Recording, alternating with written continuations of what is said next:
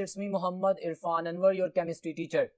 Well, dear students, आज हमने MDCAT का लेक्चर नंबर 14 पढ़ना है और ये लेक्चर UHS फिजिकल केमिस्ट्री के टॉपिक 4 से एसोसिएटेड है, chemical bonding. So let's move towards the lecture. Dear students, सबसे पहले हम जानेंगे कि आज के लेक्चर 14 में हमने पढ़ना क्या है, UHS टॉपिक क्या है जिसके बारे में डिस्कशन करनी है केमिकल बॉन्डिंग को ध्यान में रखते हुए. सो आपके सामने स्लाइड पे सिलेबस मौजूद है. इसमें आप देख सकते हैं कि जो सिलेबस लिखा गया है, टॉपिक नंबर बताया गया है, कंटेंट्स जो लिखे गए हैं, bond energy, bond length, bond polarity, इनकी बात की जाएगी. बट डेफिनेटली उससे पहले हम आयोनिक बॉन्ड के बारे में पढ़ेंगे, हम डॉट एंड क्रॉस मॉडल के बारे में डिस्कशन करेंगे, इससे रिलेटेड क्वेश्चंस किस तरह आते हैं. फिर इसके अलावा बॉन्डिंग में कोवेलेंट कोऑर्डिनेट, कोवेलेंट बॉन्ड का trend dot and cross model में कैसे एक्सप्लेन किया जाता है जैसा कि मौजूद है. फिर इसी तरह हम लोग वेस्पर थ्योरी की बात करेंगे, वैलेंस बॉन्ड थ्योरी की बात करेंगे और कुछ तस्करा एमओटी का भी करेंगे फॉर द अंडरस्टैंडिंग, क्योंकि सिर्फ एक वर्ड बॉन्डिंग में ये तमाम चीजें आती हैं. फिर उसके बाद हम bond distance, bond length, bond energy etcetera, ये जो तमाम चीजें इनको पढ़ेंगे. सो लेक्चर का आगाज करते हैं my dear students. Whiteboard पे देखें. सबसे पहले मैंने आपका जो MDCAT का लेक्चर नंबर 14 है उसमें केमिकल बॉन्डिंग में आयोनिक बॉन्ड का तस्करा किया है, क्योंकि ये हमारे पास UHS सिलेबस की हायरार्की में पहले आता है. What do you mean bye ionic bond? एक ऐसा बॉन्ड जो दो आयंस के दरमियान में हो. हम जानते हैं हमारे पास metals, they lose their electron, they become cations, and non metals gain electron, they become anion. वो बॉन्ड जो कि ट्रांसफर ऑफ इलेक्ट्रॉन से बनता है, that is called as ionic bond. और इसका एक दूसरा नाम है इलेक्ट्रोवैलेंट बॉन्ड, क्योंकि इलेक्ट्रोस्टैटिक फोर्स ऑफ अट्रैक्शन से ये बॉन्ड बनता है. सिंपल डेफिनेशंस हैं, we are going to revise, और उसके बाद MCQs की प्रैक्टिस भी है. सो ये मैं रिवाइज करवा रहा हूं. हम इलेक्ट्रॉन एक्टिविटी डिफरेंस के सिनेरियो में देखते हैं. ये जो मैंने लाइंस लिखी हैं, these are the worth important MCQs and very simple information जिसकी बेस पे MCQs बनते हैं MDCAT के. आप देखें, इलेक्ट्रॉन एक्टिविटी डिफरेंस अगर दो एटम्स के दरमियान 1.7 से ज्यादा है तो that bond is called as ionic bond. Clear है? ये पॉइंट अहम है. और आप लोग जानते हैं कि अगर 0.5 और 1.7 के दरमियान में कोई बॉन्ड होता है तो उसको हम पोलर कोवेलेंट बॉन्ड कहते हैं. और अगर इलेक्ट्रॉन एक्टिविटी डिफरेंस 0 हो, जैसा कि होमोन्यूक्लियर डायटोमिक मॉलिक्यूल्स में होता है, और 0.4 तक हो, जैसे कि हाइड्रोकार्बन्स में होता है, तो उसको हम नॉन पोलर कोवेलेंट बॉन्ड बोलते हैं. लेकिन अभी हम आयोनिक बॉन्ड की बात कर रहे हैं. ये पॉइंट याद रखिएगा, ये नॉन डायरेक्शनल बॉन्ड है. बहुत इंपॉर्टेंट MCQ.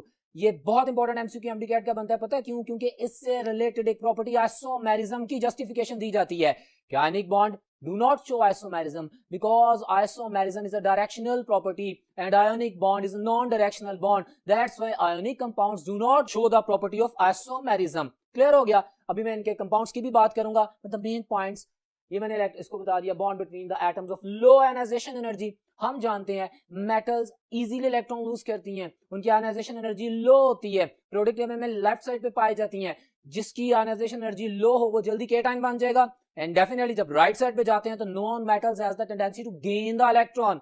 क्लियर है? जब वो इलेक्ट्रॉन गेन करती हैं, एनर्जी रिलीज करती है, उनका ऑक्टेट फिल अप होता है, हाई इलेक्ट्रॉन अफिनिटी होती है. We know the amount of energy released और absorbed when one electron is added into the valence shell of an atom in the gaseous state, that is called electron affinity. So ये भी एक MCQs की form में पूछा जा सकता है. This is MDCAT class, we must focus on all these points.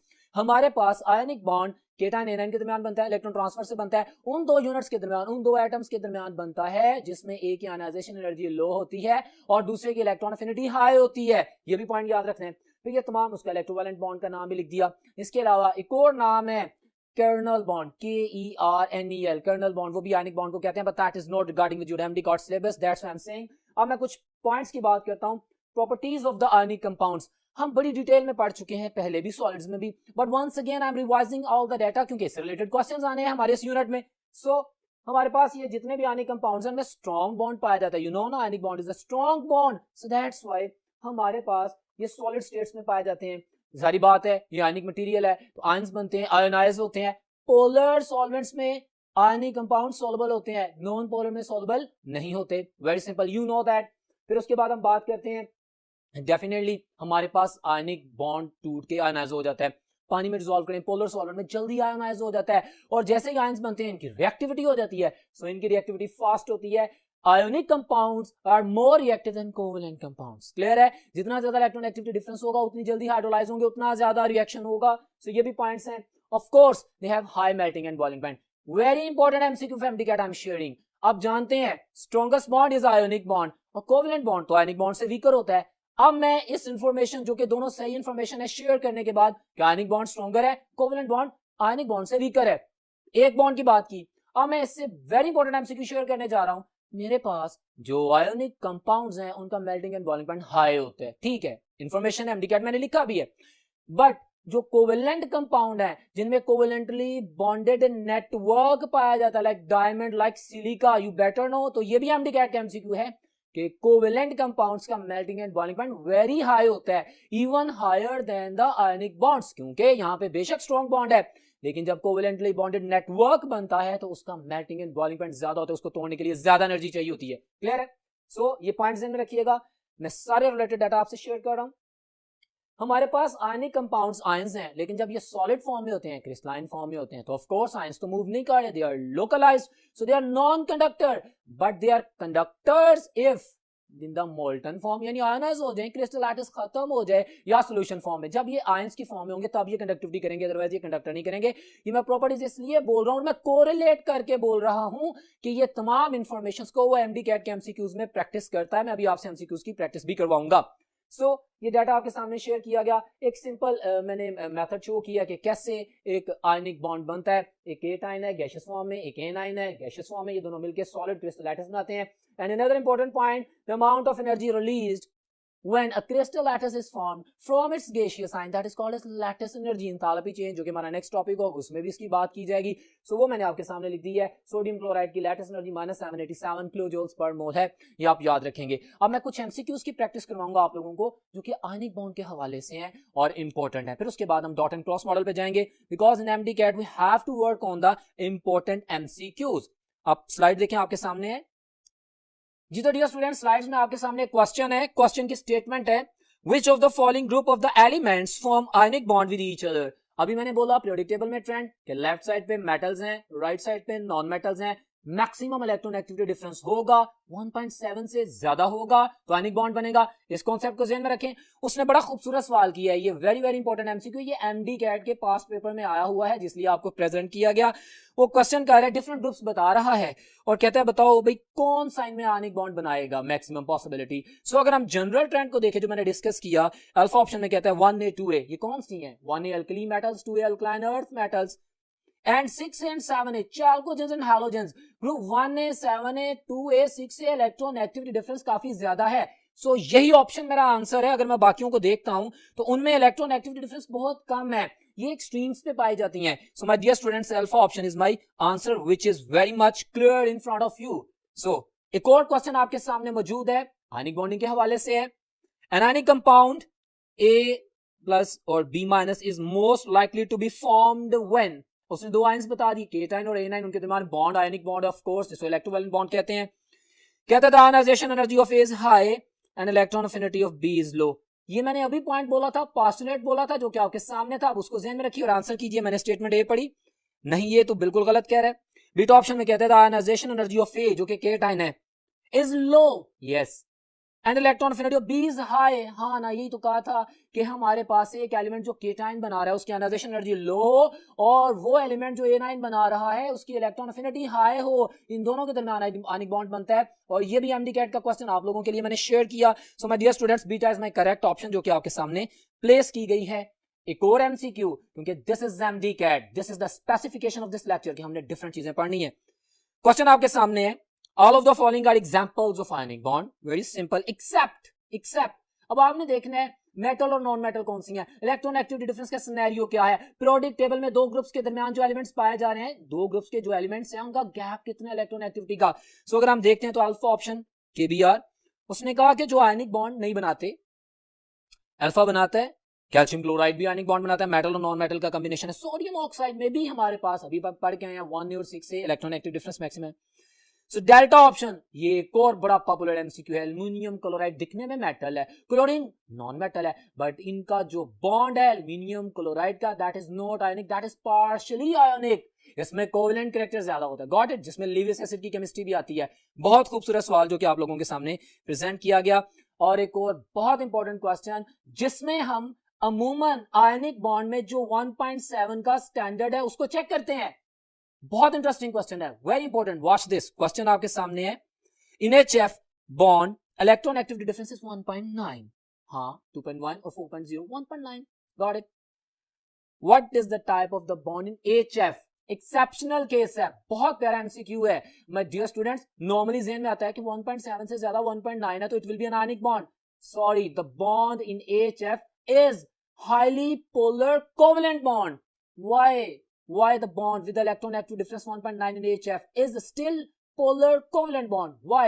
Because H positive ion does not exist independently, because H positive ion means only proton and proton can never exist. So whenever we will talk about the hydrogen, we can say that this is highly polar positive H positive ion, yes, but we can never say कि ये खाली proton है because that does not exist independently.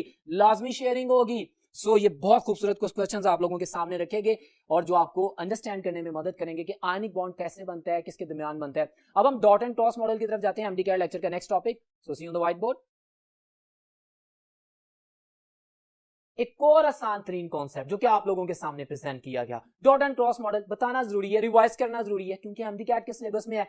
सवाल किस तरह आएंगे वो भी मैं प्रैक्टिस करवाता हूं। पहले मैं सिंपल उसकी ब्रीफ हिस्ट्री एक्सप्लेन कर रहा हूं।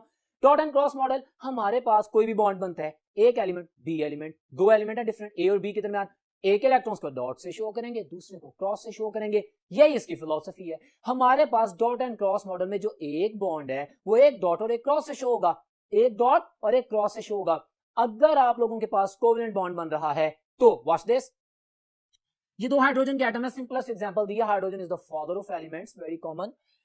एक हाइड्रोजन के इलेक्ट्रॉन को मैंने एक डॉट से शो किया, दूसरे को मैंने, हालांकि एक ही जैसे एटम है लेकिन डॉट एंड क्रॉस रिप्रेजेंटेशन कर रहा हूं क्रॉस से, तो ये देखिए शेयरिंग होगी। ये जो सिंगल लाइन है दैट इज द बॉन्ड, एक डॉट और एक क्रॉस एक बॉन्ड को रिप्रेजेंट कर रहा है। बिल्कुल इसी तरह homonuclear diatomic molecule, again chlorine की बात कर देता हूं, सिंपलेस्ट एग्जांपल्स दिए ना, आप देख सकते हैं इसका डॉट इसका क्रॉस, ये दोनों शेयर होकर एक सिंगल बॉन्ड बना रहे हैं। क्लोरीन में हमें पता लग रहा है दोनों का ऑक्टेट पूरा हो रहा है, उसका डॉट उसके क्रॉस के साथ शेयरिंग करता है, उसका क्रॉस उसके डॉट्स के साथ शेयरिंग करता है, वेरी सिंपल। फिर HBr का रिलेशन है तो यहाँ पे भी आप देख सकते हैं, लेकिन एक इंटरेस्टिंग चीज आपने नोट की है वो ये कि जब मैंने HBr का कोवेलेंट बॉन्ड बनाया है, हम जानते हैं इलेक्ट्रोनेगेटिविटी डिफरेंस है, पोलर है, पोलैरिटी है, थोड़ी सी सेपरेशन ऑफ द चार्ज होगी। इलेक्ट्रॉनिक क्लाउड दो न्यूक्लियर के एग्जैक्ट दरमियान में नहीं है, लेकिन ये जो डॉट एंड क्रॉस मैंने शो किया slightly towards the more electronegative atom show किया है।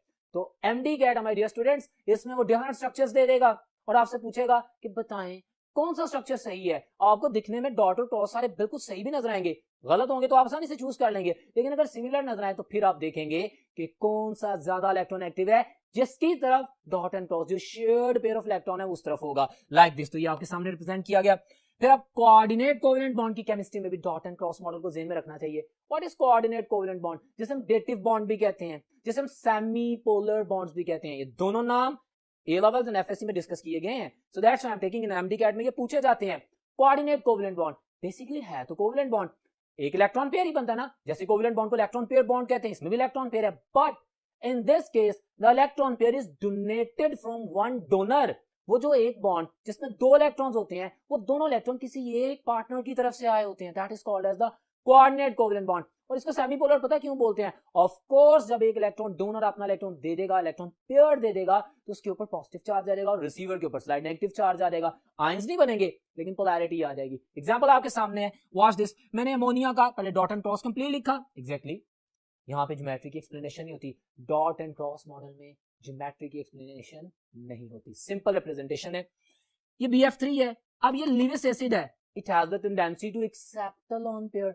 अमोनिया लीविस बेस है, ये भी तो MDCAT के क्वेश्चंस हैं, because it has the tendency to donate an electron pair. अब नाइट्रोजन एक इलेक्ट्रॉन पेयर डोनेट कर रहा है जी, तो कोऑर्डिनेट कोवेलेंट बॉन्ड बनेगा।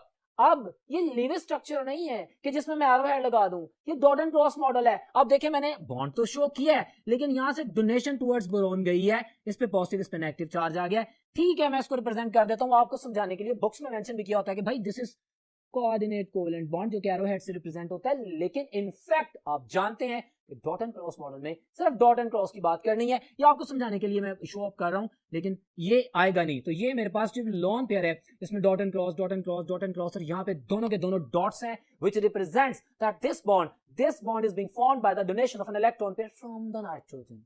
क्लियर है? सो वेरी सिंपल केमिस्ट्री जो कि आपके सामने है। कुछ MCQs की प्रैक्टिस भी कर लेते हैं इससे रिलेटेड जो डॉट एंड क्रॉस मॉडल में आपके सामने रखे गए हैं। डिफरेंट स्ट्रक्चर्स और शेप आप देखिएगा जी। तो डियर स्टूडेंट्स एक क्वेश्चन आपके सामने, आप वो क्वेश्चन देख रहे हैं डॉट एंड क्रॉस मॉडल के मुताबिक जो भी इंफॉर्मेशन शेयर की उससे रिलेटेड। क्वेश्चन में कहता है कि which of the following molecule does not obey dot and cross model diagram. Dot and cross model की पूरी डिस्क्रिप्शन हमें आती है, अब हमने शक्ल देख के अंदाजा करना है कि कौन सा डॉट एंड क्रॉस मॉडल की कंप्लीट डिस्क्रिप्शन नहीं कर रहा। अगर मैं ऑप्शन ए देखता हूं तो उसमें मेरे पास बिल्कुल genuine dot and cross represent हो रहे हैं। अगर मैं बीटा ऑप्शन देखता हूं तो ये मेरे पास कार्बन, ऑफ कोर्स मेरे पास ये शेयरिंग कर रहा है, कार्बन और हाइड्रोजन का उसने बॉन्ड रिप्रेजेंट किया, 4 हाइड्रोजन के हैं, रिप्रेजेंटेशन ठीक है, कार्बन और हाइड्रोजन के दरमियान जो एक बॉन्ड है that is dot and cross, बिल्कुल ठीक है।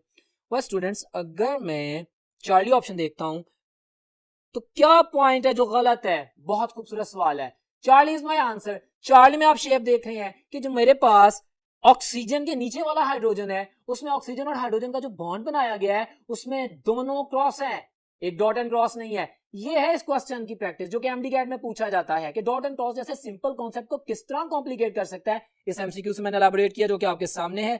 सो माय डियर स्टूडेंट ये आप देख सकते हैं। और फिर इसके बाद हम बात करते हैं वेस्पर थ्योरी की, valence shell electron pair repulsion theory. My dear student you know हम केमिकल बॉन्डिंग पढ़ रहे हैं, बहुत आसान थ्योरी है, इसके मेन पॉइंट्स भी मैंने लिख दिए हैं, इसके अलावा जो स्पॉटिंग पॉइंट्स हैं मैं बोलूंगा और फिर उसके एग्जांपल्स भी देखेंगे। हमारे पास ये एक ऐसी थ्योरी है जो कि शेप्स ऑफ मॉलिक्यूल को पहली दफा एक्सप्लेन करने जा रही थी। हम जानते हैं कि valence bond theory and VSEPR theory shapes of molecule को एक्सप्लेन करती हैं, लेकिन एमओटी शेप्स ऑफ मॉलिक्यूल को एक्सप्लेन नहीं करती, इसके अलावा हर चीज को डिस्क्राइब करती है, चाहे वो डायपोल मूवमेंट हो, चाहे bond polarity, bond energy, everything. But VSEPR theory और वीबीडी शेप्स एक्सप्लेन करती हैं, एमओटी एक्सप्लेन नहीं करती। हम वेस्पर थ्योरी को पढ़ेंगे। Valence shell electron pair repulsion theory, इसके नाम से ही जाहिर है shape of the molecule valence shell में मौजूद जो इलेक्ट्रॉन होते हैं उनकी वजह से होती है, इलेक्ट्रॉन पेयर्स की फॉर्म में होते हैं। Got it. हमारे पास जो इलेक्ट्रॉन पेयर की फॉर्म में पाए जाते हैं वो दो तरह के होते हैं। एक तो वैलेंस इलेक्ट्रॉन एक ही न्यूक्लियस के अंदर पाया जाता है जो इलेक्ट्रॉन पेयर, उसको बोलते हैं लोन पेयर। जो बॉन्ड बना रहा होता है दो न्यूक्लिया के दरमियान, एक इसका इलेक्ट्रॉन यूनिट का, एक इसका इलेक्ट्रॉन, दोनों का जो पेयर उसको बोलते हैं bond pair. So got it. आपके सामने explain the shapes of the molecule एक पॉइंट हो गया, फिर इलेक्ट्रॉन पेयर्स दो तरह के, लोन पेयर, बॉन्ड पेयर हो गया, फिर shape of the molecule is due to the repulsion. हमारे पास वैलेंस शेल में इलेक्ट्रॉन्स हैं, ऑक्टेट पूरा कर लिया, पेयर्स मौजूद हैं, अब नेगेटिव चार्ज एक दूसरे को रिपेल करेगा, वो रिपेल करके अपने आप को इस मैक्सिमम पॉसिबल डिस्टेंस पे एडजस्ट करते हैं कि मिनिमम रिपल्शन हो जाए। Got it. अब उस मिनिमम रिपल्शन का सिनेरियो क्या है, कौन कौन से इलेक्ट्रॉन पेयर किस तरह की रिपल्शन शो करते हैं? Very simple, you better know. हमारे पास लोन पेयर और लोन पेयर के दरमियान सबसे ज्यादा रिपल्शन होती है। क्यों? Lone pair has a little bit more degree of freedom. Why? Because they are being controlled by one nucleus, एक न्यूक्लियस ने कंट्रोल करना होता है, जबकि बॉन्ड पेयर दो न्यूक्लियाई ने उनको टाइट अप किया होता है, वो इतना फ्री मूव नहीं कर सकते। So that's why maximum repulsion loan pair के दरमियान, फिर लोन पेयर और बॉन्ड पेयर के दरमियान, और मिनिमम रिपल्शन बॉन्ड पेयर और बॉन्ड पेयर के दरमियान होती है। ये एमसीक्यूज पूछे जाएंगे, ये पॉइंट्स इसलिए हाईलाइट किए हैं, इसके अलावा मैं बातें भी मजीद कर रहा हूं जो आप सुन रहे हैं।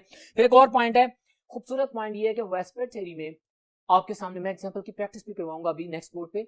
डबल बॉन्ड आ जाते हैं, मल्टीपल बॉन्ड्स आ जाते हैं, नाइट्रोजन और नाइट्रोजन के दरमियान ट्रिपल बॉन्ड है, साइनाइड में कार्बन और नाइट्रोजन के दरमियान ट्रिपल बॉन्ड है। बट वेस्पर थ्योरी के मुताबिक दो एटम्स के दरमियान जितना भी इलेक्ट्रॉनिक क्लाउड है, चाहे एक बॉन्ड है, चाहे दो, चाहे तीन, मल्टीपल बॉन्ड्स हैं, दे will be shown by single line. क्योंकि हाँ उनकी इलेक्ट्रॉन डेंसिटी बढ़ जाएगी, दो न्यूक्लियस करीब आ जाएंगे, सारी बातें हैं, but they will be represented at the single line. एक और बात आप एमडीकैट के एमसीक्यूज में पढ़ेंगे और मैंने इंशाल्लाह उसको मजीद अगर टेस्ट हुआ तो उसमें डिस्कस भी करूंगा आप लोगों के साथ, अभी एग्जांपल्स भी शेयर करता हूं।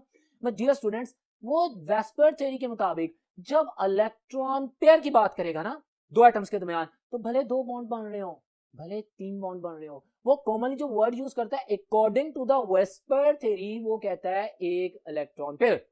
इलेक्ट्रॉन पेयर की बात करता है ना जो एक रिप्रेजेंटेशन, क्योंकि शेप में उसने सिंगल लाइन से रिप्रेजेंट करना है, इसकी एग्जांपल आएंगे अभी आपको मैं एक्सप्लेन करूंगा। फिर उसके बाद एक और पॉइंट है lone pair effect the shape. अच्छा सवाल है, वेस्पर थ्योरी में जो शेप्स रिप्रेजेंट की जाती है, मेरा पॉइंट सुनिएगा माय डियर स्टूडेंट्स। एक होती है ज्योमेट्री, एक्सपेक्टेड ज्योमेट्री।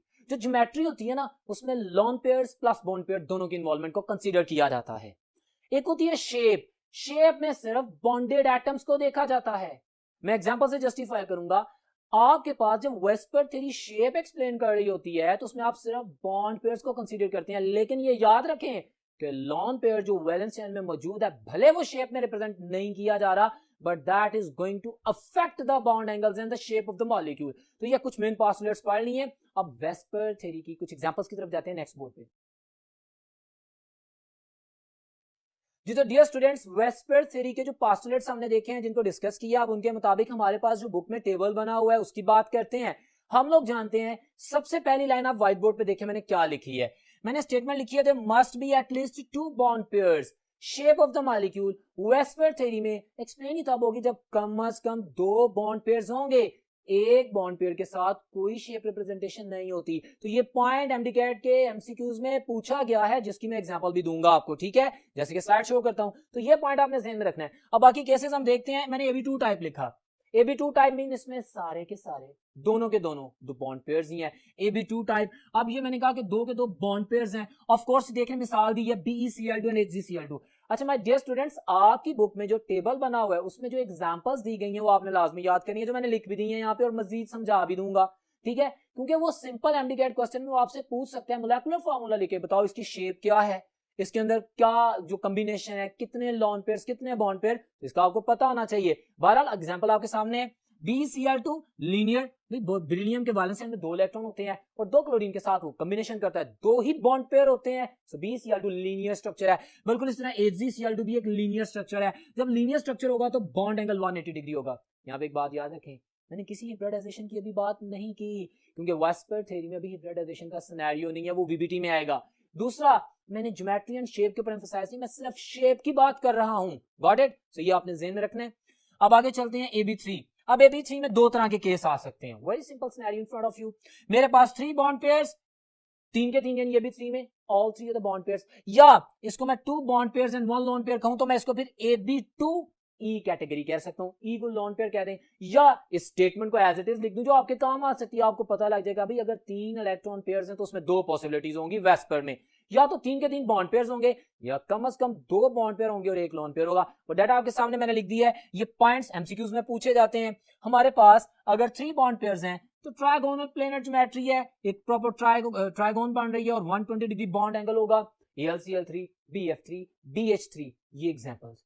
NH3 नहीं, NH3 में एक लॉन पेयर का सिनेरियो डिफरेंट है, उसकी एग्जांपल और है। तो ये मैंने जो आपकी बुक के मुताबिक डाटा वो लिखा है कि आपके पास इस केस में 3 के 3 बॉन्ड पेयर्स हैं और कोई लॉन पेयर नहीं है, ठीक है। फिर 3 इलेक्ट्रॉन पेयर्स की बात है ना, उन 3 इलेक्ट्रॉन पेयर में 2 बॉन्ड पेयर आ गए और 1 लॉन पेयर आ गया। Very simple, watch this.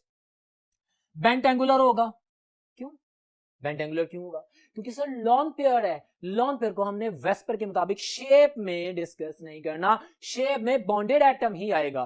Clear हो गया? ये पॉइंट जो मैंने वादे किया था। एग्जांपल्स मैंने दे दी है SnCl2 की, SO2, और यहां पे देखें कॉमनली अगर आप देखते हैं, आपको पता है कि अगर हम एडवांस केमिस्ट्री में पढ़ते हैं तो हमारे पास SO2 का स्ट्रक्चर कुछ ऐसा होता है, ऑक्सीजन के साथ तो डबल बॉन्ड बन रहा होता है लाइक दिस। तो इसको मैं एक सिंगल लाइन से क्यों शो कर रहा हूं? Because according to the VSEPR theory, मैंने पोस्टुलेट बोला था कि 2 एटम्स के दरमियान जितने भी बॉन्ड बने they will be shown by a single line according to the VSEPR theory while describing the shape. Clear हो गया? ये पॉइंट भी आपने ध्यान में रखना है। बहरहाल मेरे पास ये एक लोन पेयर है, एक लोन पेयर है। अब जब मेरे पास 3 बॉन्ड पेयर थे तो परफेक्ट ट्रायंगल थी, 120 डिग्री एंगल था। यहां पे पॉइंट मैंने लिखा less than 120। Sir less than 120 क्यों लिखा? हाँ ना चलिए जी, 3 इलेक्ट्रॉन पेयर्स तो हैं, 2 बॉन्ड पेयर हैं, एक लोन पेयर है, पोजीशन में तो 120 एंगल आना चाहिए। मैंने अभी बताया था पोस्टुलेट्स में कि लॉन पेयर की फ्रीडम ऑफ मूवमेंट ज्यादा होती है, वो ज्यादा रिपल्शन शो करेगा। इस वजह से ये जो लॉन पेयर रिपल्शन शो करेगा तो ये दोनों तरफ से इनके एंगल को शॉर्टन कर देगा, इनको सप्रेस करेगा। इनके दरमियान बॉन्ड पेयर्स के दरमियान मिनिमम रिपल्शन है, ये करीब आ जाएंगे, अफोर्ड हो जाएगा, एडजस्ट कर लेंगे क्योंकि इनकी रिपल्शन इतनी ज्यादा नहीं है। लेकिन लॉन पेयर की रिपल्शन ज्यादा होने की वजह से इनके ऊपर स्ट्रेस आएगा, ये बॉन्ड शॉर्टर देन 120 हो जाएगा। ये जो मैंने आपके सामने लिखा है ये कॉन्सेप्ट है, बड़ी सिंपल केमिस्ट्री है। लेकिन एमडीकैट के क्वेश्चन में जब क्वेश्चन सामने आता है student can be confuse. I am putting all my energy all these concepts ताकि आप समझ सकें, से निश्चिन कर लें, so that you become confident about. ठीक है, अब AB4 टाइप की बात करते हैं। उसने लिखा है, अब मैंने वही कैटेगरी, अगर मेरे पास AB4 4 इलेक्ट्रॉन पेयर्स हैं और 4 के 4 बॉन्ड पेयर्स हैं, सिंपल, अगर 4 के 4 बॉन्ड पेयर्स हैं तो टेट्राहेड्रॉन बनेगी, 109.5 एंगल होगा, 3 डायमेंशनल स्ट्रक्चर होगा। अभी जो मैंने पहली कैटेगरीज एक्सप्लेन की हैं, ये जितनी भी मैंने मतलब आपके सामने AB2 या AB3, तो they were 2 dimensional, they were planar structure. लेकिन जब हमारे पास टेट्राहेड्रॉन आ जाती है तो this is 3 dimensional structure, 109.5 angle आ जाता है। एग्जांपल्स आपके सामने है, simple, CH4 you know, SiH4, CCl4 और NH4 प्लस। खूबसूरत कॉन्सेप्ट। हमारे पास 4 बॉन्ड पेयर होने चाहिए। सर NH3 अमोनिया, हाँ उसमें 3 हाइड्रोजन थे, 3 बॉन्ड पेयर थे, एक लोन पेयर था। वो पिरामिडल था जिसको भी पढ़ेंगे, लेकिन जब उसने एक इलेक्ट्रॉन पेयर डोनेट कर दिया, जब उसने एक इलेक्ट्रॉन पेयर डोनेट कर दिया हाइड्रोजन को, बेशक कोऑर्डिनेट कोवेलेंट बॉन्ड बनाया है, लेकिन my dear student you better know bond तो है ना, और एक जैसे एटम्स ही हैं। याद रखिएगा 2 पॉइंट्स, हमारे पास परफेक्ट ज्योमेट्री हमेशा तब डिस्टर्ब होती है, मैं वैलेंस बॉन्ड थ्योरी में भी एक्सप्लेन करूंगा, तब डिस्टर्ब होती है जब हमारे पास कोई लॉन पेयर आ जाए या हमारे पास एक हेटेरो एटम आ जाए सेंट्रल एटम के इर्द गिर्द। इन दोनों में से कोई भी केस हो जाए तो परफेक्ट ज्योमेट्री नहीं रहती। क्योंकि हमने वीबीटी में इसकी डिटेल पढ़नी है तो उसकी बात बाद में करूंगा, लेकिन यहाँ पे मैंने जो एग्जांपल दी है AB4 टाइप में, मैंने चारों बॉन्ड पेयर बताया है। तो चाहे कोऑर्डिनेट कोवेलेंट बॉन्ड हो, चाहे कोवेलेंट बॉन्ड हो, ये आपके सामने बिल्कुल क्लियर है। आपको बिल्कुल रिलैक्स होकर आंसर करना है कि चूंकि चारों एटम हाइड्रोजन के हैं, भले नाइट्रोजन एक को लोन पेयर दिया है, टेट्राहेड्रल स्ट्रक्चर है, गॉट इट। बिल्कुल इसी तरह हमारे पास है 3 bond pairs and 1 lone pair, 3 bond pairs 1 lone pair, AB4 type है ना। मसलन जैसे मैंने अभी नाम लिया था PH3 ग्रुप 5A के एलिमेंट नाइट्रोजन NH3 और H3O पॉजिटिव, ये भी बिल्कुल इसी सिनेरियो में आएगा। कैसे, मैं एक्सप्लेन करता हूं। सर ये तो समझ में आता है कि इसका लोन पेयर है, इसका लोन पेयर और 3 हाइड्रोजन एटम अटैच है, पिरामिडल शेप बनती है। ये शेप्स एमसीक्यूज में पूछी जाती हैं, that's why I am telling you, it's worth important, got it. लेकिन H3O की शेप क्या है, H3O पॉजिटिव। आपके सेम में कॉन्सेप्ट है कि H2O पेंटेंगुलर होता है, उसमें 2 लोन पेयर होते हैं। सेम केमिस्ट्री जो मैंने एक्सप्लेन की NH3 के बारे में, जब वो NH4 बनता है, बिल्कुल इसी तरह H2O जब उसमें ऑक्सीजन अपना लोन पेयर डोनेट करती है H पॉजिटिव आयन को by the dilution of an acid, तो हमारे पास अब 3 हाइड्रोजन एटम ऑक्सीजन से अटैच हो गए ना, इसकी शेप भी पिरामिडल हो जाएगी, क्योंकि इसके पास अब एक लोन पेयर बच गया और 3 बॉन्ड पेयर्स हैं। वही ज्योमेट्री ऑब्टेन करेगा जो कि इसके पास मौजूद है बाकियों के केस में। एक और बहुत खूबसूरत कॉन्सेप्ट याद रखिए, बट डियर स्टूडेंट्स, हमारे पास जैसे जैसे ज्यादा इलेक्ट्रोनेगेटिव एटम सेंट्रल एटम से अटैच होते हैं, NH3 जानते हैं इसका बॉन्ड एंगल क्या है, 107.5, NH3 बॉन्ड एंगल 107.5 के। NF3 सिनेरियो तो वही है, हाइड्रोजन की जगह फ्लोरीन आ गया, उसका बॉन्ड एंगल क्या है, वेरी इंपॉर्टेंट MCQ, 102 डिग्री। इसका बॉन्ड एंगल कम क्यों हो गया, इसका पिरामिडल जो ज्योमेट्री है उसका एंगल कम क्यों हो गया, क्यों शॉर्टन हो गया? जितना ज्यादा स्ट्रॉन्ग इलेक्ट्रोनेगेटिव एटम आता जाएगा उसका बॉन्ड स्ट्रेच नहीं होगा, उसका बॉन्ड क्लोजर होता जाएगा, इंटरन्यूक्लियर डिस्टेंस कम होता जाएगा, रिपल्शन कम होती जाएगी, जिसकी वजह से बॉन्ड एंगल शॉर्टन होता जाएगा। बहुत अहम पॉइंट मैंने बताया है, it's very important, it is little bit different from your ordinary book, और MD कैट में इस कॉन्सेप्ट को वो यूज करता है। जितना ज्यादा इलेक्ट्रोनेगेटिव एटम अटैच होता जाता है सेंट्रल एटम के गिर्द, बॉन्ड एंगल छोटा होता जाता है, ये याद रखिएगा। अब हम चलते हैं नेक्स्ट पे और देखते हैं कि कौन सी कैटेगरी जो है वो रिमेनिंग है AB4 टाइप की। नेक्स्ट बोर्ड पे चलते हैं जी। तो डियर स्टूडेंट्स, अभी आपके सामने बोर्ड पे देखें, ये AB4 टाइप है। अब इसमें 2 बॉन्ड पेयर्स हैं और 2 लोन पेयर्स हैं। वेस्पर थ्योरी लोन पेयर्स को तो शेप में कंसीडर नहीं करती, इसलिए शेप में बॉन्ड पेयर्स कंसीडर होंगे, तो ये बेंट और V शेप स्ट्रक्चर आएगा। और इसका बॉन्ड एंगल आप देख रहे हैं, मैंने देखा कि लेस देन 109.5, मैंने 120 क्यों नहीं कहा भाई? बहरहाल लोन पेयर सही, लेकिन इलेक्ट्रॉन पेयर तो हैं। हम जानते हैं कि जब इलेक्ट्रॉन पेयर्स 4 होंगे तो एक्सपेक्टेड ज्योमेट्री का जो एंगल है दैट इज 109.5, वो अलहदा बात है। हम जानते हैं कि लोन पेयर की फ्रीडम ऑफ मूवमेंट की वजह से रिपल्शन ज्यादा हो जाती है, उस रिपल्शन की वजह से एंगल शॉर्टन हो जाता है, जिसकी वजह से 104.5 होता है वाटर में, बट वो 109.5 से आया है, वो इसलिए शॉर्टन हुआ है क्योंकि इसमें 2 लोन पेयर्स मौजूद हैं। ये हमारे पास AB2 टाइप एग्जांपल में H2 है, H2S है, और इसी तरह आप डिफरेंट एग्जांपल्स को कंसीडर कर सकते हैं। अब हम कुछ एग्जांपल्स की प्रैक्टिस करते हैं स्लाइड्स में, जो कि आपके सामने क्वेश्चंस आएंगे जी। तो डियर स्टूडेंट, एक स्लाइड आपके सामने है जिसमें वेस्पर थ्योरी से रिलेटेड डाटा जो मैंने शेयर किया, उससे रिलेटेड MD कैट के क्वेश्चन, जो सिलेक्टेड क्वेश्चंस हैं, बहुत इंपॉर्टेंट क्वेश्चन है, मैंने शेयर किए। क्वेश्चन है, आप देख रहे हैं, according to the VSEPR the shape and the bond angle of covalently bonded molecule depends on. अच्छा जी, ऑप्शन ए कहता है the number of the pair of the electrons around the each central atom of molecule. अच्छा, देख लिया। उसके बाद कहता है shape and the bond angle of a covalent, shape की बात कर रहा है, वो बॉन्ड पेयर की बात होगी, ध्यान से। उसके बाद कहता है whether these pairs are lone pair और बॉन्ड पेयर। ठीक है, हमें पता है, हम अभी आपके ऑप्शन को चूज करते हैं। वो कहते हैं lone pair occupy more space slightly closer to the nucleus of the central atom. नहीं भाई, ये बातें शेप के वाले से फैक्ट का पूछा उसने, अभी मैं बात करता हूँ। सो डेल्टा ऑप्शन में कहता है both A and B। Well my dear students, अगर मैं इसकी डिस्क्रिप्शन देखूं तो मेरे पास आंसर है डेल्टा। मैंने वेस्पर थ्योरी में ये तो दो पोस्टुलेट एक्सप्लेन किए हैं, जो वो कह रहा है कि शेप में हमारे पास क्या होता है, electron around the central atom, चाहे वो लोन पेयर है चाहे बॉन्ड पेयर है, इफेक्ट तो करते हैं ना lone pairs, got it. So इस तरह कहता है विदर देस पेयर और लोन पेयर और बॉन्ड पेयर शेप को इफेक्ट करते हैं, लोन पेयर इफेक्ट जरूर करता है, बेशक कंसीडर नहीं किया जाता, ये मैंने पोस्टुलेट लिखा भी था। सो ये रिवीजन होगी, खूबसूरत सवाल जिसमें आप लोगों को बताया गया कि अल्फा एंड बीटा दोनों ऑप्शन बिल्कुल ठीक है, करेक्ट है, आप अंडरस्टैंड कर सकते हैं, आपको इसकी एक्सप्लेनेशन भी दे देगी। नेक्स्ट क्वेश्चन है एमडी कैट का वेरी इंपॉर्टेंट क्वेश्चन, उसी तरह से टाइप किया गया, टेबल बना के आपके सामने प्रेजेंट किया गया, मैं क्वेश्चन बोलने लगा हूं, this is the revision of the whole data, ध्यान में रखिएगा। इसी तरह एमडी कैट के क्वेश्चन पूछे जाएंगे, वो जो मैंने सारी टाइप्स अभी आपके सामने पढ़ी हैं।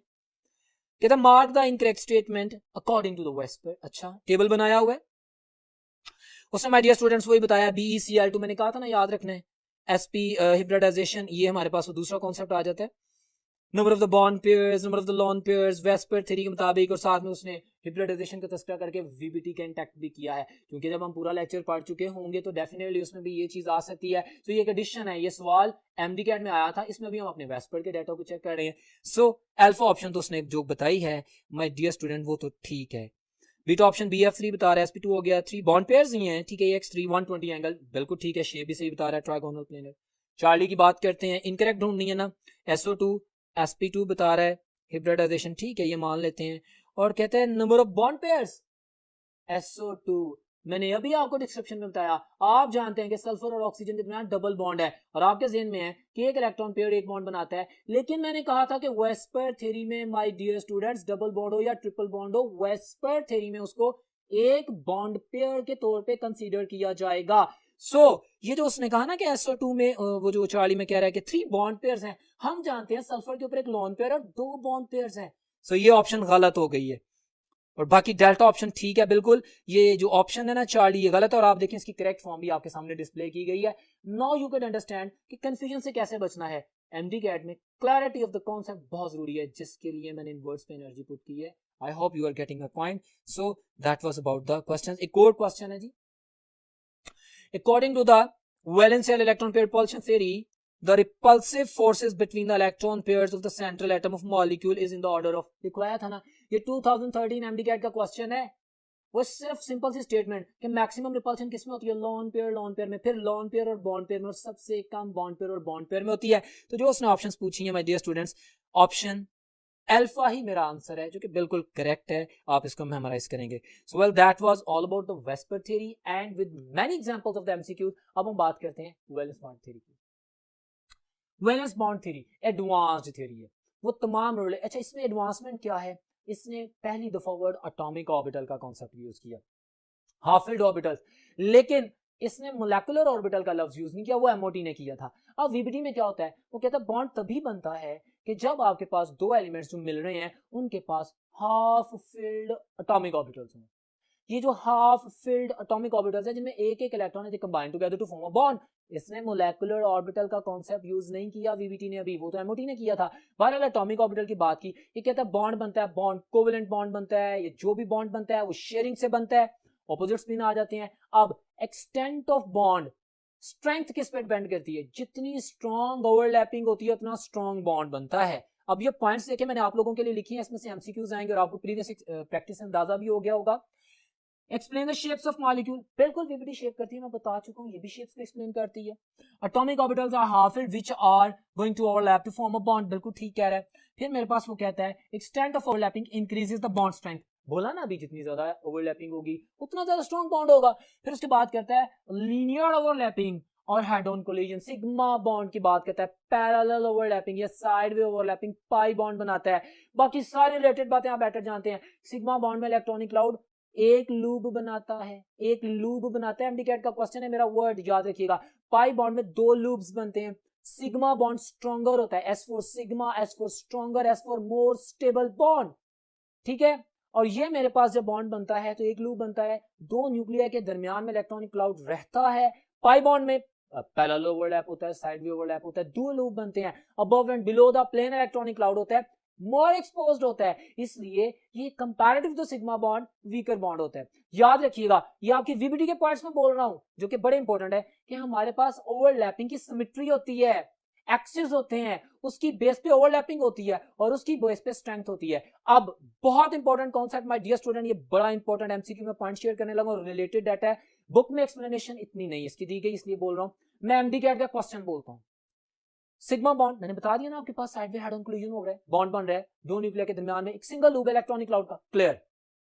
नॉर्मली आप जानते हैं एस और एस ऑर्बिटल ओवरलैप करते हैं, सिग्मा बॉन्ड बनाते हैं।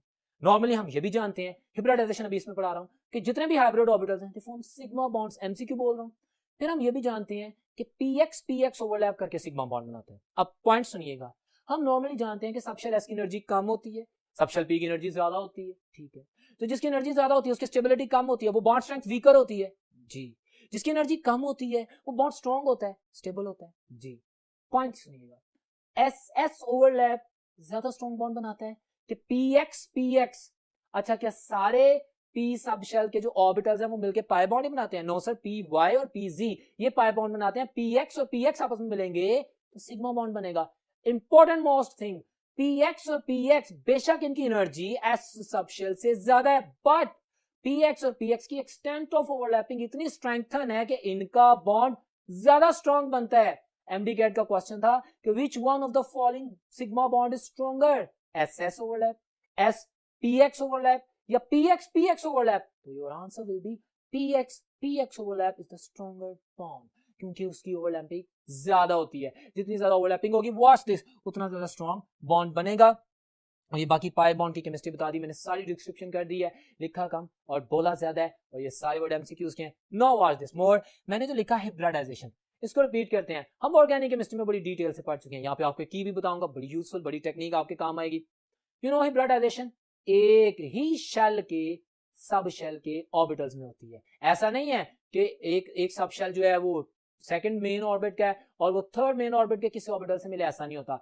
The process of the mixing of the orbitals of same orbit having different shapes and energies to form the equal number of the hybrid orbitals of same shape and energy। ये जितनी चीजें underline की है, specific definition लिखी है, ये सारे MCQs हैं।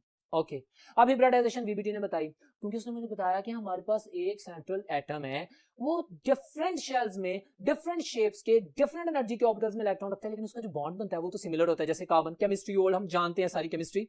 अब जब हिब्रिडाइजेशन होती है तो जितने भी ऑर्बिटल्स बनते हैं उनकी एनर्जी और शेप सेम होती है। हिब्रिडाइजेशन की डिफरेंट कैटेगरीज पढ़ी हैं। The process of mixing of the 1s3p orbital sp3, 1s2p orbital sp2, 1s1p orbital sp and similarly dsp2 orbitals. तो ये सारी डेफिनेशंस है। वीबीटी में आपको इन तीनों इन सारी शेप्स के बारे में पता होना चाहिए। एक और इन्फॉर्मेशन ऐड कर लें, एग्जांपल्स में प्रैक्टिस कराऊंगा कि sp3 मेरे पास टेट्राहेड्रल होती है, sp2 आप जानते हैं ट्राइगोनल प्लेनर होती है, sp लीनियर होती है। dsp2 में भी 4 हाइब्रिड ऑर्बिटल्स हैं, sp3 में भी 4 हाइब्रिड ऑर्बिटल्स हैं।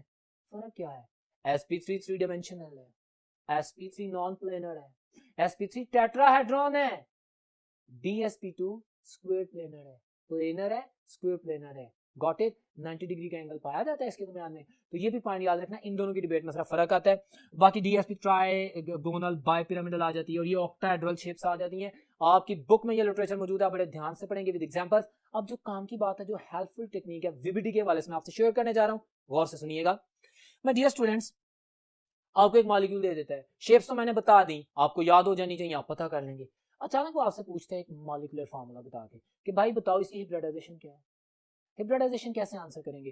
वो टिपिकल एग्जांपल्स के अलावा पूछ लेता है। मैं मिसाल के तौर पे माय डियर स्टूडेंट्स आपसे पूछता हूँ NH3, इसकी हिब्रिडाइजेशन क्या आप लोगों को पता ही है। मैंने हाइब्रिडाइजेशन पूछी, मैंने उसकी एक्सपेक्टेड ज्योमेट्री पूछी, मैंने उसकी शेप पिरामिडल नहीं पूछी। अच्छा, हिब्रिडाइजेशन sp3 है, ये तो मुझे याद है। अगर मैं कोई और फॉर्मूला मैं कह देता हूँ NH2-, वॉच दिस, मैं अगर कहता हूं मिसाल के तौर पे ये आप देखें माइनस, इसमें नाइट्रोजन की क्या हिब्रिडाइजेशन होगी?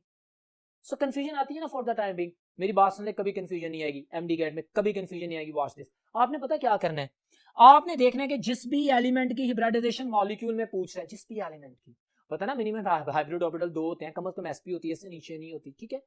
मैंने क्या देखना कि उस एलिमेंट की जिसकी हिब्रिडाइजेशन में पूछ रहा है उसके पास लोन पेयर्स कितने हैं, और उस पर प्लस कर देना नेगेटिव चार्ज कितना है, और वो सिग्मा बॉन्ड कितने बना रहा है, number of sigma bonds plus negative charge plus lone pair. Number lone pairs plus negative charge plus sigma bonds. Watch this.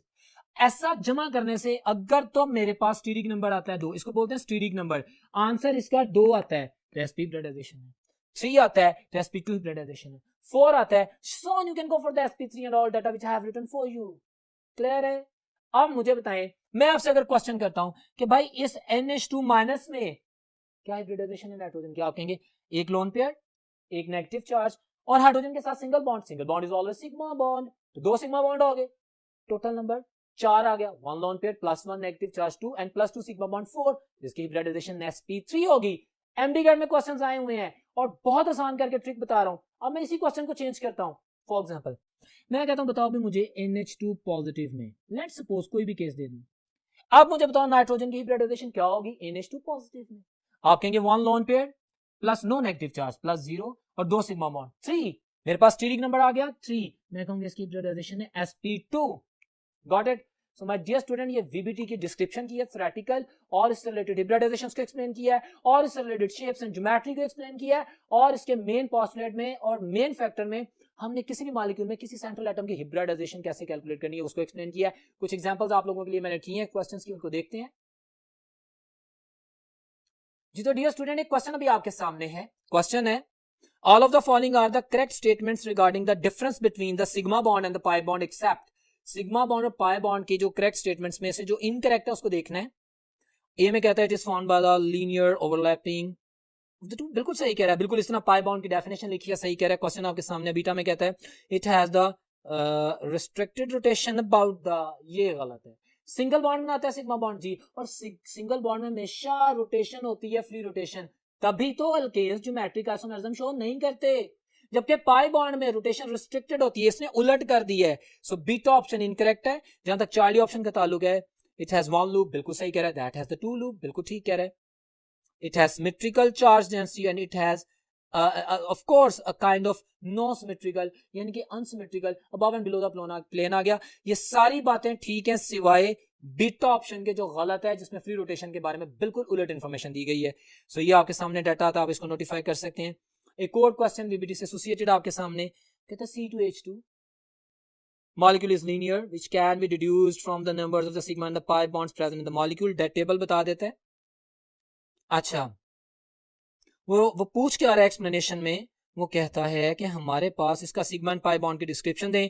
तो माय डियर स्टूडेंट्स, हम जानते हैं जो सिग्मा बॉन्ड्स हैं C2H2 में, एक सिग्मा बॉन्ड कार्बन और कार्बन के दरमियान है, और हर एक कार्बन ने अपनी एक हाइड्रोजन के साथ एक सिग्मा बॉन्ड बनाया हुआ है। स्ट्रक्चर ऑर्गेनिक में आप पढ़ के आए हैं, वेरी सिंपल।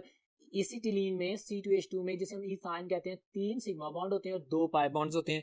सो टेबल में पूछ रहा था, Charlie option is my answer, very simple answer, जो कि आपके सामने एक्सप्लेन किया गया।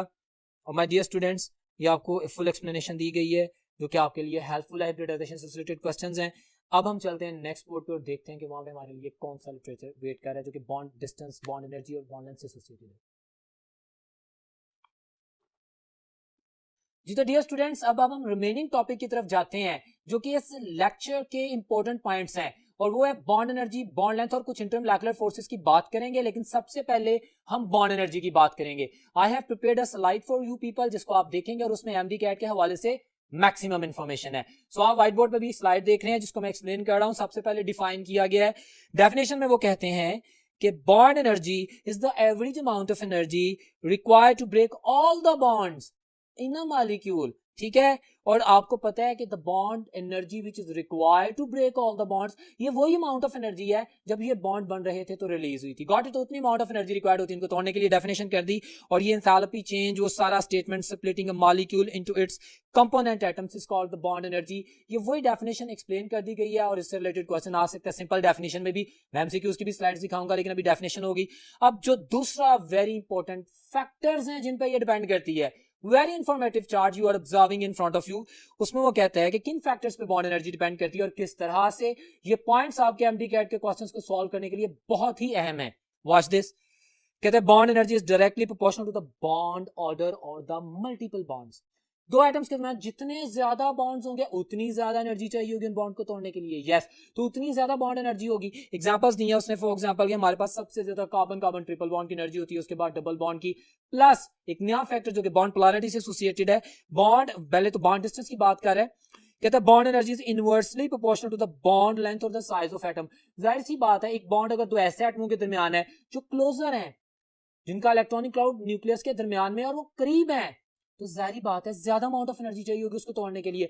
जैसे जैसे बॉन्ड लेंथ बॉन्ड डिस्टेंस बढ़ता जाएगा, वो चाहे किसी भी वजह से हो, चाहे लेस डिफरेंस ऑफ इलेक्ट्रोनेगेटिविटी हो, चाहे उनका साइज बड़ा हो, जब बॉन्ड लेंथ इंक्रीज कर जाएगी तो उस बॉन्ड को तोड़ना आसान हो जाएगा। Got it? तो ये इसका इनवर्स रिलेशन है। ये जो पैटर्न अडॉप्ट किया गया for you people so that you can learn and you can answer with confidence the questions, जिसको मैं एक्सप्लेन कर रहा हूं, मिसालें दी हैं उसने। एचएफ में बॉन्ड एनर्जी ज्यादा क्यों है? फ्लोरीन छोटा एटम है। और फिर क्लोरीन, ब्रोमीन और आयोडीन में बॉन्ड एनर्जी क्यों कम हो जाती है? आयोडीन का साइज बड़ा है, बॉन्ड लेंथ ज्यादा है, बॉन्ड तोड़ना आसान है, बॉन्ड एनर्जी कम है। Got it? सो तीसरा, bond energy is directly proportional to the S character. So what is S character or the S percentage? My dear students, organic के lectures में मैंने आपको बताया था कि S character is directly proportional to the ionic character. जितना ज्यादा ionic character होगा, बॉन्ड उतना ज्यादा पोलर होगा, बॉन्ड जितना ज्यादा पोलर होगा उतनी ज्यादा इलेक्ट्रोस्टैटिक फोर्स ऑफ अट्रैक्शन होगी, उतना बॉन्ड मजबूत होगा, उतनी ज्यादा एनर्जी चाहिए होगी उस बॉन्ड को तोड़ने के लिए। क्लियर है? सो S कैरेक्टर को अपने ज़हन में रखिएगा। इसको आप बॉन्ड पोलैरिटी के रेफरेंस भी कह सकते हैं। जितना ज्यादा इलेक्ट्रोनेगेटिविटी डिफरेंस होगा उतना ज्यादा बॉन्ड पोलर होगा। अगर एक बॉन्ड दो ऐसे एटमों के दरमियान में है जो कि इलेक्ट्रोनेगेटिव डिफरेंस मैक्सिमम रखते हैं, जैसे एचएफ की ही बात कर ले तो बॉन्ड पोलैरिटी ज्यादा है। अब वो बॉन्ड पोलैरिटी ज्यादा होने की वजह से उसका बॉन्ड ज्यादा स्ट्रॉन्गर है, क्योंकि हम जानते हैं जितना ज्यादा आयनिक कैरेक्टर, यानी यही एस कैरेक्टर जितना ज्यादा होता है बॉन्ड उतना स्ट्रॉन्ग होता जाता है, पोलर नेचर बढ़ती जाती है और उस बॉन्ड को तोड़ने के लिए उतनी ज्यादा एनर्जी चाहिए होती है। तो इन तमाम फैक्टर्स की बेस पे क्वेश्चन किए जा सकते हैं। डिफरेंट एग्जांपल्स देखें।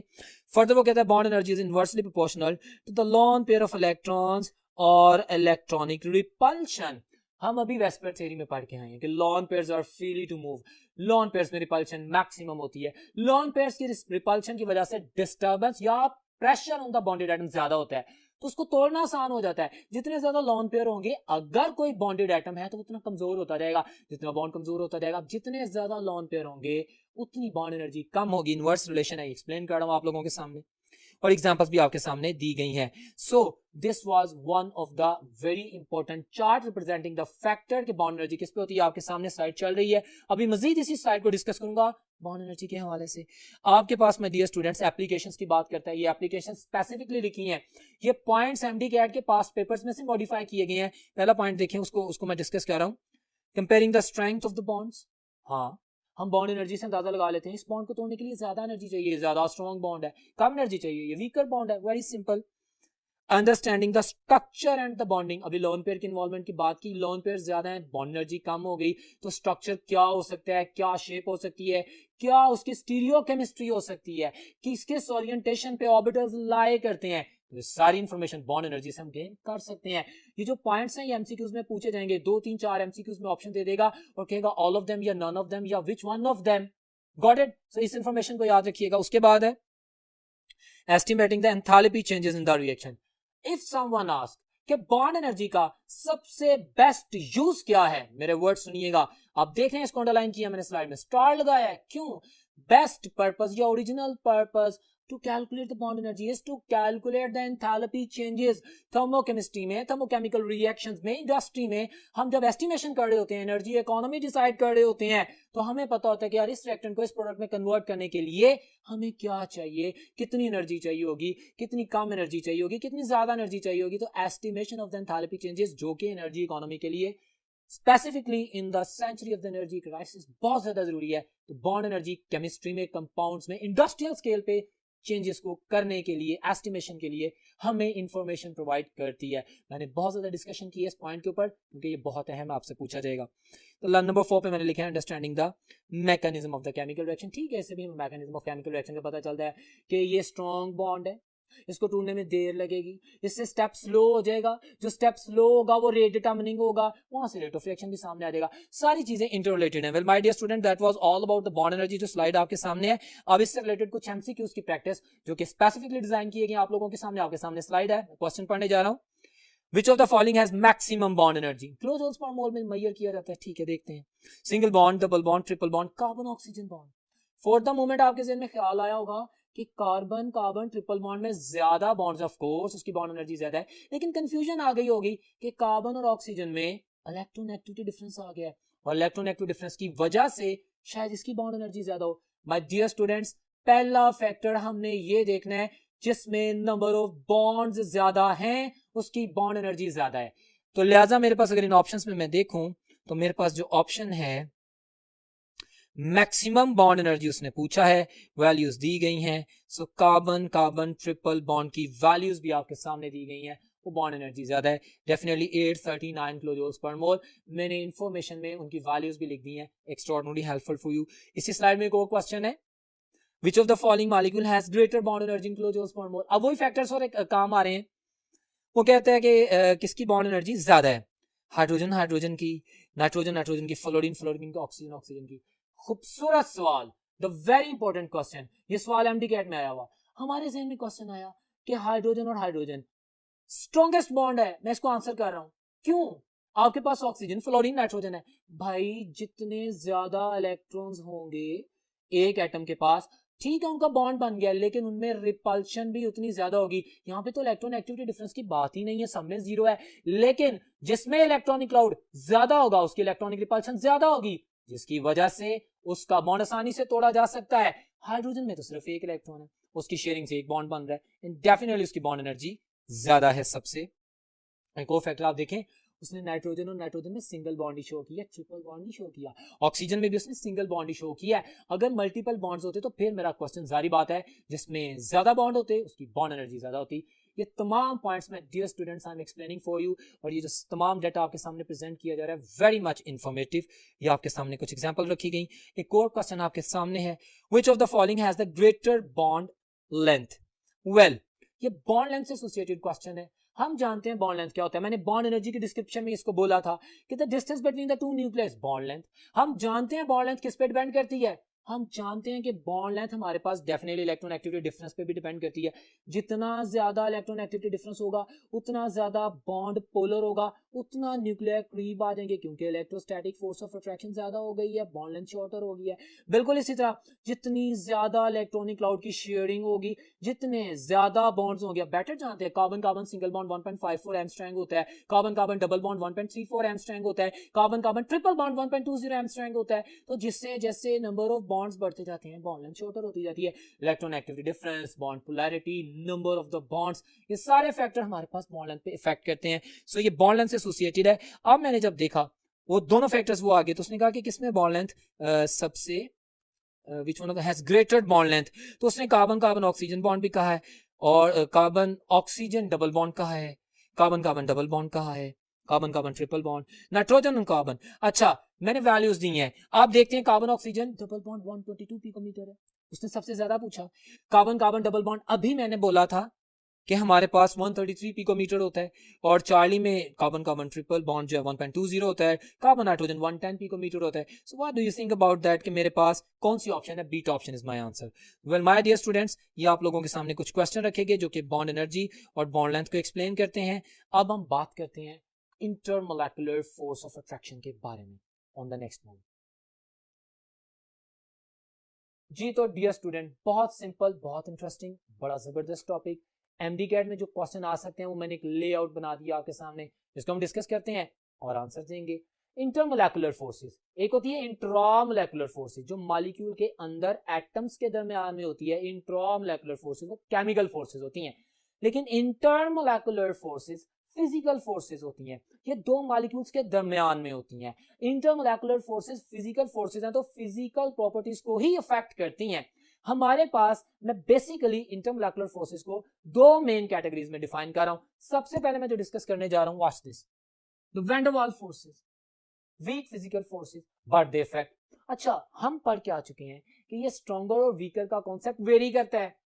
बाज फिनोमेनन में हमारे पास वैन डर वाल्स फोर्सेस ज्यादा इफेक्टिव होती हैं, उनका रोल ज्यादा होता है, वो स्ट्रॉन्गर होती हैं, और बाज मामले में हाइड्रोजन बॉन्ड भी वीकर रोल प्ले कर रही होती है। तो तमाम फैक्टर्स अभी हम वन बाय वन डिस्कस करते हैं। तो पहले तो मैं कैटेगराइज कर दूं, कुछ इंफॉर्मेशन आप साथ साथ नोटिफाई भी करेंगे। सबसे पहले मैंने बात की डायपोल डायपोल फोर्सेस, नाम से जाहिर है ऐसी इंटरमोलेकुलर फोर्स ऑफ अट्रैक्शन जो उन दो मॉलिक्यूल्स के दरमियान में हो जो कि पोलर हैं, which are the polar molecules. दोनों मॉलिक्यूल्स में पोल्स बने हो, you know what are the poles, you know हमारे पास एक मॉलिक्यूल जो ऐसे एटमों से बना है जिनमें इलेक्ट्रॉन एक्टिविटी डिफरेंस 0.5 से ज्यादा है, तो उनमें एक पॉजिटिव पोल हो जाता है, एक नेगेटिव पोल हो जाता है। एक तरफ इलेक्ट्रॉनिक क्लाउड की डिस्टॉर्शन ज्यादा होती है, दूसरी तरफ कम होती है, तो नेगेटिव पॉजिटिव दो पोल बन गए। उस एक मॉलिक्यूल को बोलते हैं डायपोल। अब वो एक डायपोल किसी दूसरे डायपोल मॉलिक्यूल के साथ अट्रैक्शन करता है ना, उसका नेगेटिव एंड दूसरे के पॉजिटिव एंड को अट्रैक्ट करता है, तो that physical force between the two molecules that is called as dipole dipole force. इसका दूसरा नाम है Keesom forces. Dipole dipole forces का दूसरा नाम है कीसम फोर्सेस। एफएससी से हट के अलावा इंफॉर्मेशन है, नोट कीजिएगा, आपके काम आएगी, ठीक है। तो ये हमारे पास होती है मिसाल के तौर पे HCl में, HBr में, CaCl, क्लोरोफॉर्म, लाइक किसी भी पोलर मॉलिक्यूल में। यहाँ पे एक बात ज़हन में रहे, हाइड्रोजन बॉन्डिंग का सिनेरियो भी मैंने बाद में डिस्कस करना है। Hydrogen bonding is a specific kind of force of attraction, जिसको भी बाद में पढ़ते हैं, ठीक है। सो अभी मैंने डायपोल डायपोल एक्सप्लेन किया, और यहाँ पे जो मैंने दो एग्जांपल दी, मैंने खास तौर पे इसलिए कहा कि हमारे पास HCl में, HBr में, HI में दिखने में लगेगा कि हाइड्रोजन बॉन्ड है। हाइड्रोजन बॉन्ड नहीं होता, डायपोल डायपोल फोर्सेस होती है, क्योंकि हाइड्रोजन बॉन्ड फ्लोरीन, ऑक्सीजन और नाइट्रोजन, इन तीन एलिमेंट का हाइड्रोजन के साथ कॉम्बिनेशन हो तो बनता है बस फोन, इसके अलावा नहीं। इसकी डिटेल पढ़ते हैं अभी, वॉच दिस। अभी हम नेक्स्ट पे चलते हैं। डिबाई फोर्सेस, ये एक पोलर मॉलिक्यूल होता है और दूसरा मॉलिक्यूल नॉन पोलर होता है। होता क्या है कि पोलर मॉलिक्यूल जब नॉन पोलर मॉलिक्यूल के पास आता है तो उसका पॉजिटिव पोल या नेगेटिव पोल जो नॉन पोलर मॉलिक्यूल है उसके इलेक्ट्रॉनिक क्लाउड को डिस्टर्ब करता है और उसको भी डायपोल बना देता है, लेकिन वो डायपोल इंड्यूस्ड होता है, जनरेटेड होता है। इसको डायपोल इंड्यूस्ड डायपोल फोर्स भी कहते हैं। डायपोल इंड्यूस्ड डायपोल फोर्सेस या डिबाई फोर्सेस, एक पोलर मॉलिक्यूल, दूसरा non polar molecule. Examples, MD cat के क्वेश्चंस की एग्जांपल आपके सामने रखी है। आपको कह दे कि इफ नियॉन नोबल गैस है, नॉन पोलर है, मोनोटॉमिक मॉलिक्यूल है, dissolved in water, what kind of the intermolecular force is produced? तो आप कहेंगे नियॉन नॉन पोलर है, वाटर पोलर है, इन दोनों के दरमियान नॉन पोलर पोलर में डिबाई फोर्सेस डेवलप हो जाएंगे। Got it? तो ये आप अंडरस्टैंड कर सकते हैं। नेक्स्ट आता है हमारे पास London dispersion forces. Fritz London ने इसको डिस्कवर किया था, हम बहुत डिटेल में पढ़ चुके हैं, इसके बारे में जानते हैं। हम जानते हैं कि दो नॉन पोलर मॉलिक्यूल आ रहे हैं। अब मॉलिक्यूल ही नॉन पोलर है, उनके दरमियान इंटरमोलेक्युलर फोर्स ऑफ अट्रैक्शन कैसे आएगी? आती है कैसे?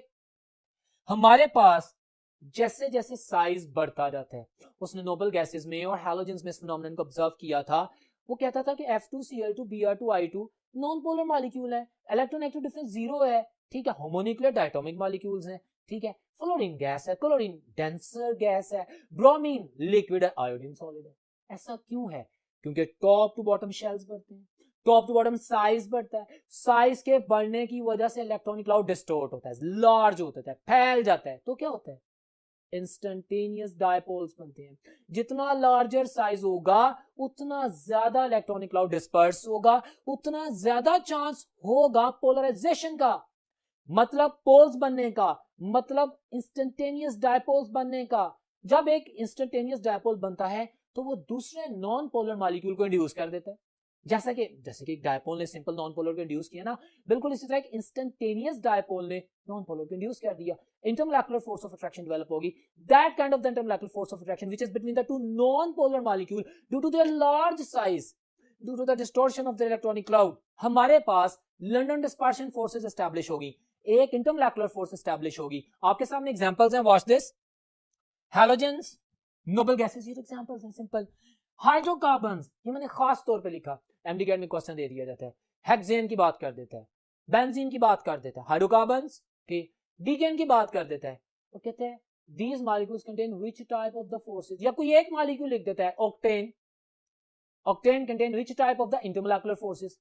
अब वंडरवाल फोर्सेस की तीन टाइप्स है ना, जिसमें एक dipole dipole force Keesom force दे देता है, बीटा ऑप्शन में डिबाई फोर्स कह देता है, तीसरी ऑप्शन में इंस्टेंटेनियस डायपोल इंड्यूस्ड डायपोल या लंदन डिस्पर्शन फोर्स की बात कर देता है, तो you will say London dispersion forces. क्यों? हाइड्रोकार्बन नॉन पोलर है और नॉन पोलर के दरमियान इंटरमोलेक्युलर फोर्स ऑफ अट्रैक्शन जो है वो कौन सी होती है? दो non polar London dispersion forces. That depend upon the size, जितना साइज ज्यादा होगा उतनी ज्यादा ये फोर्सेस होंगी। So that was the general description about the very specific type of the intermolecular forces. अब हम बात करते हैं हाइड्रोजन बॉन्ड की, नेक्स्ट बोर्ड पे। जी तो dear student, hydrogen bonding, what do you mean by hydrogen bonding? Hydrogen bond is the electrostatic force of attraction between the two molecules. Electrostatic क्यों बोला? क्योंकि पार्शियल पॉजिटिव हाइड्रोजन एक molecule का और इलेक्ट्रोनेगेटिव एटम दूसरे मॉलिक्यूल का। अच्छा, कौन सा इलेक्ट्रोनेगेटिव? सिर्फ तीन elements, fluorine, oxygen and nitrogen phone से याद कर सकते हैं। क्यों? फ्लोरीन सबसे ज्यादा इलेक्ट्रोनेगेटिव एलिमेंट है, उसके बाद ऑक्सीजन है, उसके बाद नाइट्रोजन है, और क्लोरीन की इलेक्ट्रोनेगेटिविटी नाइट्रोजन के रेशो में कम है, जिस वजह से माय डियर स्टूडेंट्स HCl का जो इंटरमोलेकुलर फोर्स ऑफ अट्रैक्शन है वो हाइड्रोजन बॉन्ड नहीं है। HCl is the borderline case. हमारे पास हाइड्रोजन बॉन्ड किस में होते हैं? मैं एक लफ्ज ही बोल देता हूं, फ्लोरीन एटम के लोन पेयर में, या नाइट्रोजन के लोन पेयर, या ऑक्सीजन के लोन पेयर, और पार्शियल पॉजिटिव हाइड्रोजन। मैं बात करता हूं HF की, हाइड्रोजन फ्लोराइड की। HCl गैस है, HBr gas, HI gas. Why HF is liquid? Because in HF the strongest hydrogen bond, जितना ज्यादा इलेक्ट्रोनेगेटिविटी डिफरेंस होगा उतना स्ट्रॉन्ग हाइड्रोजन बॉन्ड होगा। Hydrogen bond strongest physical bond है, स्ट्रॉन्गेस्ट फिजिकल बॉन्ड, बहुत strong physical bond है। क्योंकि physical bond है इसलिए ये केमिकल प्रॉपर्टीज का अफेक्ट नहीं करेगा, याद रखना है, ठीक हो गया। स्ट्रॉन्गेस्ट फिजिकल बॉन्ड तो फिजिकल प्रॉपर्टीज को अफेक्ट करेगा। कंडीशन क्या चाहिए होती है? एक हाइड्रोजन बॉन्ड बनने के लिए इलेक्ट्रोनेगेटिव एटम का एक लॉन पेयर और दूसरे मॉलिक्यूल के हाइड्रोजन का partial positive charge, attraction develop हो जाती है। अब मैं क्वेश्चन बोलता हूं, strongest hydrogen bond is present in HF। Strongest hydrogen bonding mean collective phenomenon, ये किस में ज्यादा होता है? वाटर में। कैसे? क्योंकि वाटर में ऑक्सीजन के पास 2 लोन पेयर है और 2 ही हाइड्रोजन है, उसके अंदर 2 हाइड्रोजन बॉन्ड्स बनते हैं। HF में 3 लोन पेयर तो है लेकिन हाइड्रोजन एक है, एक हाइड्रोजन बॉन्ड बनेगा। NH3 में 1 लोन पेयर है, 3 हाइड्रोजन एटम्स है, 1 हाइड्रोजन बॉन्ड बनेगा। तो हाइड्रोजन बॉन्डिंग H2O में चूंकि ज्यादा होती है, इस वजह से कितनी फिजिकल प्रॉपर्टीज चेंज होती हैं। तो ये हाइड्रोजन बॉन्डिंग के हवाले से आपको डिस्क्राइब किया गया। अब इंटरमोलेकुलर फोर्सेस ऑफ अट्रैक्शन के हवाले से कुछ MCQs की प्रैक्टिस करते हैं जो कि बहुत जरूरी है। जी तो डियर स्टूडेंट, एक स्लाइड आप देख रहे हैं जिसमें मैंने एक MCQ रखा है। इसी एक MCQ में कंप्लीट डिटेल आपको नजर आ जाएगी इंटरमोलेकुलर फोर्सेस के हवाले से। मेरे पॉइंट्स भी, क्वेश्चन आपके सामने है। क्वेश्चन है, mark the incorrect statement about the type of the intermolecular forces present in the indicated molecule. Indicated molecule बता दी है उसने, क्या है बताओ कौन सी इंटरमोलेकुलर फोर्स ऑफ अट्रैक्शन है। Just watch that. Option A में कहता है मॉलिक्यूल HCl है। The type of intermolecular force Debye forces कह रहे हैं। अच्छा हम देखते हैं, अभी आंसर करते हैं ना इसको कि मेरे पास कौन सी इनकरेक्ट है। जरा ध्यान में रखिएगा, थोड़ी कंफ्यूजन आई है यहाँ पे। डिबाई फोर्सेस क्या है मैंने अभी बताया। डिबाई फोर्सेस एक नॉन पोलर और एक पोलर मॉलिक्यूल के दरमियान में है। सो इस पॉइंट को ध्यान में रखें, यहाँ पे कंफ्यूजन है। बीटा ऑप्शन देखते हैं, CH क्लोरोफॉर्म एक पोलर मॉलिक्यूल है। डायपोल फोर्सेस, ठीक।